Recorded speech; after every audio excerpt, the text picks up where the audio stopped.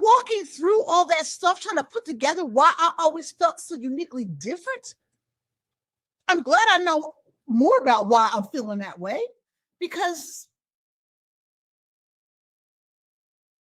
we personalize it like something's wrong with us when our energy is fluctuating at such a high frequency because we're so attached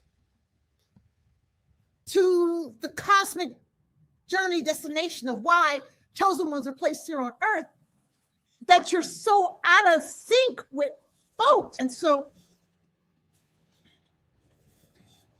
you know, I was always wondering why I felt on the outside. And so for them, some of y'all who may have had that experience where you don't feel in, you never fit in, you're not in the conversation, you know, people got these friends, they don't want to be your friend, you know, just because they sense that you see something, know something deeper, and their energy just can't take it. And that's the whole other conversation I need to have.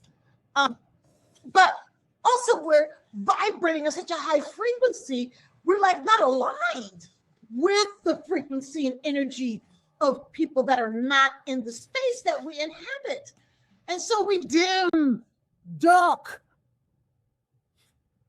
everything about ourselves, but still feeling uniquely different.